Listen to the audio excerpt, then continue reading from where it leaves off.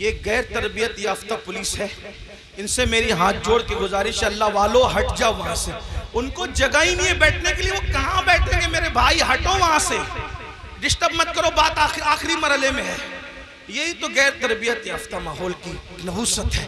ایک بار درود شریف پڑھے آپ لوگ ہٹو میرے بھائیوں، خاکی وردی والے میرے بھائیوں، اللہ تمہارا نصیبہ چمکا دے، وہاں سے ہٹ جاؤ، جگہ نہیں، وہ بیٹھیں گے کہاں، ان کو ایک کھڑے رہنے تو، بات آخری مرحلے میں۔ ایک بار درود شریف پڑھیے۔ اللہ رب محمد صلی اللہ علیہ وسلم نحن عباد محمد صلی اللہ علیہ وسلم۔ پہلی بات تو سنیوں کے جلسے میں پولیس کا کوئی کام ہی نہیں ہے، ڈنڈے والوں کو، یہ ڈنڈے والی قوم نہیں، یہ جھنڈے والی قوم ہے، یہاں کوئی ڈنڈا نہیں نکلنا چاہیے۔ ہاں، اور اگر لوگ ہمیں کچلتے ہیں تو ہم ان سے محبت سے کہتے ہیں نہ کچلو، ہم کچلنے کی چیز نہیں، میاں کو کچلا، مجھے کچلا، ناخن لگا دیا، یہ بھی آپ کی محبت کی نشانی لے کے جائیں گے۔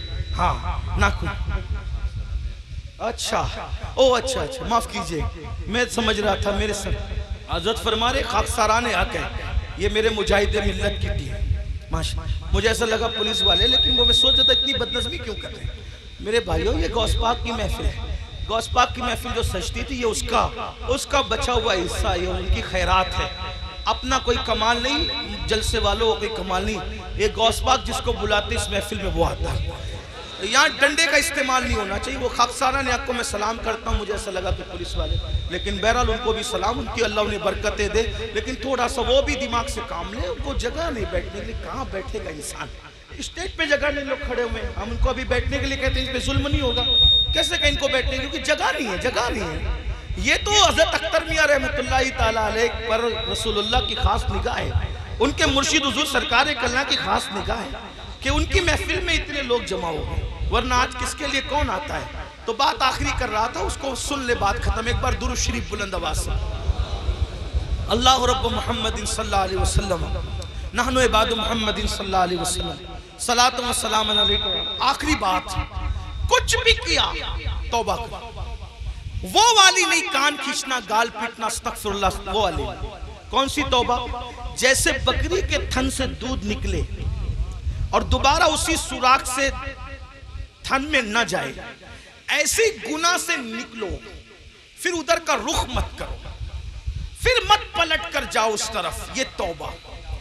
ایسی توبہ کرنے والوں کے ساتھ جنت کی ضمانت ہے، جنت کی بشارت ہے، سدھر جاؤ۔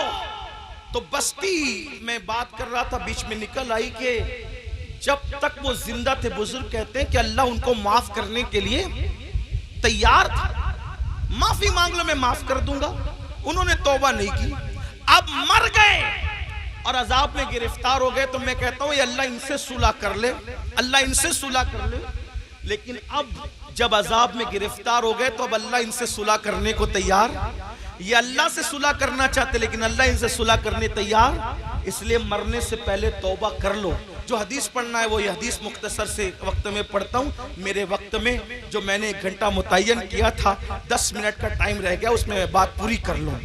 حدیث پاک کا مفہوم ہے، کئی کتابوں کے اندر یہ حدیث ہے جس کو فقیہ ابو اللہ سمرقندی نے لکھا، علامہ ابن الجوزی نے لکھا، میں وہاں سے بطور مفہوم پڑھ رہا ہوں۔ سیدنا فاروق اعظم ایک مرتبہ رسول اللہ صلی اللہ علیہ وآلہ وسلم کے دربار میں آ رہے تھے، حاضری دے رہے تھے، دروازے پہ کیا دیکھا؟ ایک جوان ہے، خوبصورت جوان، جو کھاک اٹھاتا ہے اپنے سر پہ ڈالتا ہے، کھاک اٹھاتا ہے اپنے سر پہ ڈالتا ہے، روتا ہے، بلکتا ہے، آہیں بھرتا ہے۔ فاروق اعظم نے فرمایا رسول اللہ کی چوکھٹ پر یہ کام تم کر رہے ہو، کھاک اٹھا کے سر پہ ڈالتے ہو، روتے ہو، بلکتے ہو، آہیں بھرتے ہو، بات کیا ہے؟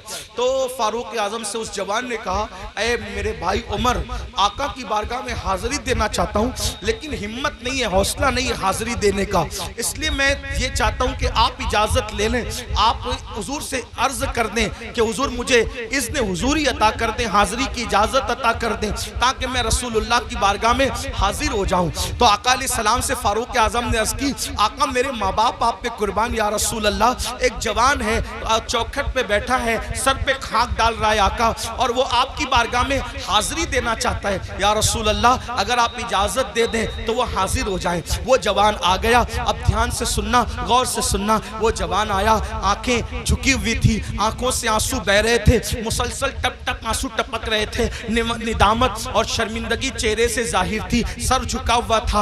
आका ने फरमाया ए जवान क्या हुआ? उस जवान ने अर्ज किया या रसूल अल्लाह इतनी अर्जी लेकर आया हूँ कि आप मेरे लिए दुआ कर दें कि अल्लाह मेरी मगफिरत कर दे, अल्लाह मुझे माफ कर दे, अल्लाह मेरी बख्शिश फरमा दे। आका ने फरमाया क्या हुआ? अर्ज की आका मुझसे बहुत बड़ा जुर्म हो गया है, मुझसे बहुत बड़ा गुनाह हो गया है, मैं बहुत बड़ा पापी हूँ आका मेरे लिए दुआ फरमा दे। मेरे करीम आका ने फरमाया क्या गुनाह हुआ ये तो बताओ। उसने अर्ज की आका शर्म आती है बताते हुए, ऐसा गुनाह हो गया है अब उसका जिक्र करते हुए शर्म आती है, बहुत बड़ा गुनाह है आका। करीम आका ने फरमाया क्या तेरा गुनाह जमीन की उसअतों से बड़ा है? अर्ज की हाँ आका मेरा गुनाह जमीन की उसअतों से बड़ा है। फिर फरमाया क्या तेरा गुनाह आसमानों से भी बड़ा? अर्ज की हाँ आका मेरा गुनाह आसमानों से भी बड़ा है। क्या तेरा गुनाह समंदर की झांक से बड़ा है? हाँ आका मेरा गुनाह समंदर की झांक से बड़ा है। मेरे करीम आका ने फिर उसको जहन दिया। अब आका तवज्जो करें, आका कैसे करीम है। आका फरमाते हैं क्या तेरा गुनाह अल्लाह की रहमत से भी बड़ा है? तेरा गुनाह अल्लाह की रहमत से बड़ा है। उसने सर झुकाया, खूब रोया और रोते हुए कहा नहीं आका मेरा गुनाह अल्लाह की रहमत से बड़ा कभी नहीं हो सकता, अल्लाह की रहमत बहुत बड़ी है। उस वक्त मेरे करीम आका ने फरमाया बता क्या हुआ? अब वो जवान कहता है मैं फिर माजरत चाहते हुए हया के पर्दे में थोड़ा सा खुल करके ताकि सबको बात समझ में आए। उस जवान ने कहा आका बात इतनी है कि मेरे नफ्स ने मुझ पर गलबा किया और मैं जो है नफ्स का गुलाम बनकर मैंने ये करता था कि मैं जब भी कोई मर जाता इंतकाल कर जाता तो मैं लोगों के कफन चुराता था, मैं लोगों के कफन चोरी करता था। उस जमाने में कपड़ा हाथ से बुना जाता था, कपड़ों का की किल्लत थी तो लोग कफन भी चुराते थे। आज शायद ये गुनाह दुनिया में नहीं होगा कफन चोरी का, क्योंकि कपड़ा इतना सस्ता हो गया, इतनी वाफर मिकदार में हो गया कि लोग कोई कफन वफन नहीं चुराते होंगे। आज ये गुनाह दुनिया में शायद नहीं होगा इंशाअल्लाह। लेकिन बहरहाल उस जवान ने अर्ज की मेरे आका मैं कफन चोरी करता था और फिर एक कब्र पर मैं गया कफन चोरी करने, तो जैसे ही मैंने कफन निकाला खूबसूरत सी लड़की थी। मैं अल्लामा अरशदुल कादरी का सहारा लेते हुए थोड़ा सा आपके दिमाग में बिठाने के लिए बात अर्ज करूं। अल्लाह अल्लाह यानी कि बात यूं है कि चांदनी रात थी, कब्रिस्तान का सन्नाटा था और कब्रिस्तान में मेरे सिवा कोई नहीं था। चांद की दूधिया रोशनी जो है वो छन छन करके आ रही थी, कब्रों पर पड़ रही थी, सुकून था, सन्नाटा था, कैफ सुरूर का माहौल था। मैंने ताज़ा सी कब्र खोली, खोलने के बाद मैंने जैसी लाश निकाली वो किसी मर्द की लाश नहीं थी, वो किसी औरत की लाश थी। औरत में भी एक दोशीज़ा यानी खूबसूरत जवान की लाश थी। जैसे ही मैंने कफन निकाला चांद की दूधिया रोशनी उसके खूबसूरत जिस्म पे पड़ी और वो लड़की और खूबसूरत दिखने लगी। शैतान और नफ्स ने मुझ पे मुकम्मल गलबा किया और मुझे जकड़ लिया, मुझे पकड़ लिया और मुझसे वो कुछ करा दिया अब मैं बयान नहीं कर सकता। यानी क्या कराया? उसने मुर्दा लड़की के साथ कब्रिस्तान के अंदर ज़िना किया।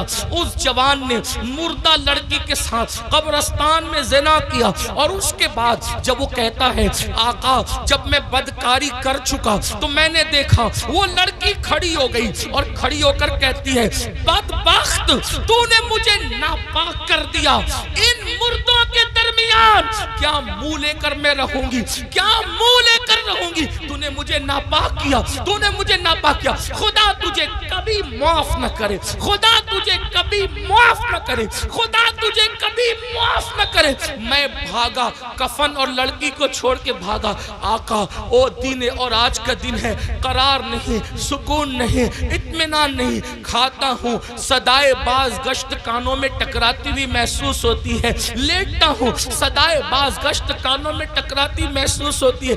आका परेशान हूँ, कहीं करार नहीं, कहीं सुकून नहीं। जिंदगी में गुनाह करते करते ये लम्हात जरूर आते हैं जब इंसान गुनाह कर चुका होता है तो अल्लाह उस पर तबाही मुसल्लत कर देता है। अल्लाह ना करे कोई उस मंजिल पर पहुंचे। ऐ मेरे आका के गुलामों, मेरे आका का नाम लेने वालों, इससे पहले कि ये मंजिल आप पर हम पर आए अल्लाह की बारगाह में रुजू हो जाओ, गिड़गिड़ा जाओ। हजरत जुन्नून मिस्री कहते हैं अल्लाह के यहाँ आना कैसे आना, तरीका बताते हैं हजरत जुन्नून मिस्री। तरीका कैसे आना? ऐसे आना जैसे बच्चा माँ के यहाँ आता है। कैसे आता है? माँ से लिपटता है, माँ कहती हट।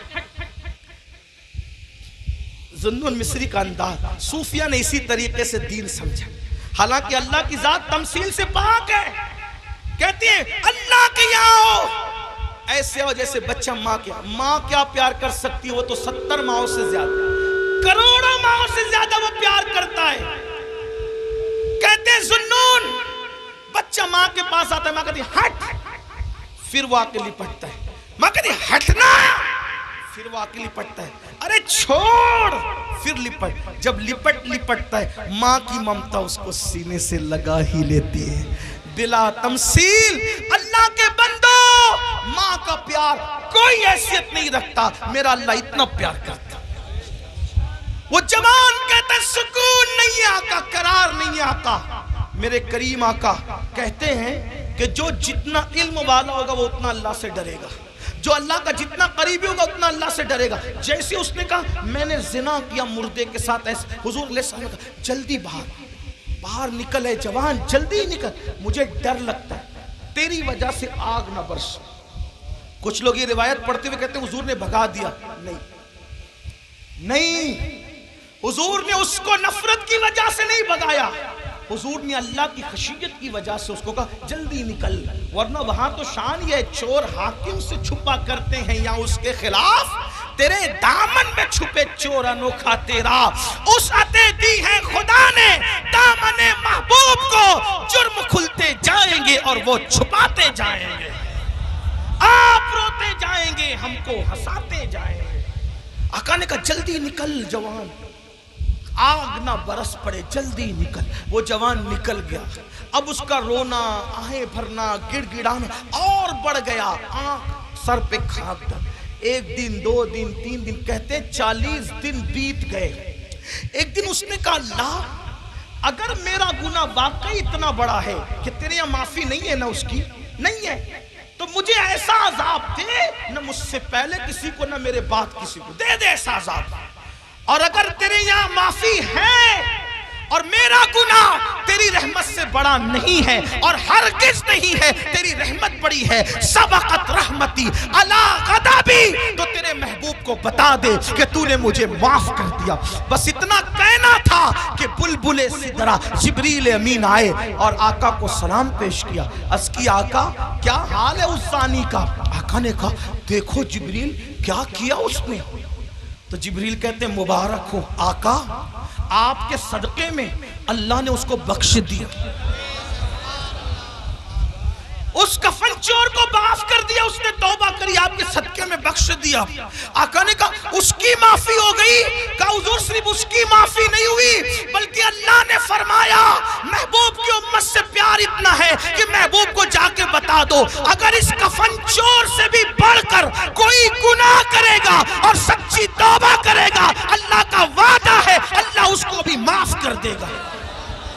اے میری قوم کے جوانوں، اس مجمع میں ایسا کوئی کفن چور والا معاملہ نہیں ہے، جب اللہ اس کو معاف کر سکتا ہے ہمیں بھی کرے۔ یہ سادات علماء نائبین رسول آل رسول اور پھر صاحب مزار ہے، کیا سچی توبہ کر نہیں سکتے ہم لوگ؟ بولو نہیں کر سکتے؟ کر سکتے ہیں نا؟ پھر سچی توبہ کر کے جاؤ۔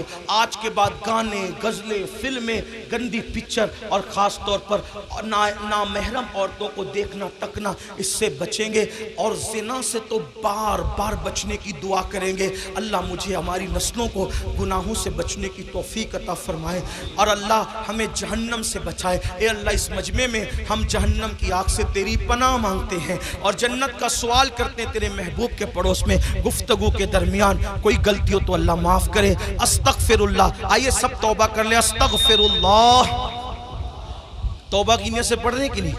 استغفر اللہ، استغفر اللہ، استغفر اللہ ربی من کل ذنب واتوب الیہ، لا الہ الا اللہ محمد الرسول اللہ۔ پکی بات ہے، انشاءاللہ سب عمل کریں گے۔ ایک وعدہ کر لیں بس، جو گناہوں سے بچا لیتی ہے وہ نماز کا پابند آج سے کون کون ہوگا؟ ہاتھ اٹھا کر کے سادات کو علماء کو سبحان اللہ۔ وعدہ نہیں بھی کرو گے بھائی تو نماز فرض ہے، لیکن وعدہ کرو تاکہ یہ بزرگوں کی دعائیں لگ جائے۔ بولو نماز پڑھو گے انشاءاللہ؟ جو عشاء پڑھ کے نہیں آئے عشاء پڑھے گا جا کے انشاءاللہ۔ آج سے ابھی سے نماز شروع کریں گے انشاءاللہ، کریں گے انشاءاللہ، زندگی بدلیں گے انشاءاللہ۔ اب ایک گزارش، اگر آپ اٹھ کر گئے تو اتنی یہ جو یہ مجمع سجتا ہے نا، लाखों रुपए भी लगते हैं और सैकड़ों लोगों की कई दिनों की मेहनत भी लगती है। अगर आप उठ करके गए तो पूरा मजमा बिखरेगा, महफिल खराब हो जाएगी। इसलिए मेरी गुजारिश है, जो जहां बैठा है वहीं बैठा रहे। कोई हाजत हो तो अलग बात है, लेकिन आगे का प्रोग्राम आप डिस्टर्ब नहीं करें। हजरत की खूबसूरत गुफ्तगू आपको सुनना इंशाअल्लाह ताला। अगर मुझे एयरपोर्ट नहीं पहुंचना होता तो मैं ज़रूर यहाँ बैठता, लेकिन चूंकि 6 बजे की फ़्लाइट है, मुझे पहुंचना है, तो मैं गुजारिश करूँगा कि मुझे इजाज़त दें, लेकिन आप सुकून से बैठे रहें। अस्सलामु अलैकुम रहमतुल्लाहि व बरकातहू।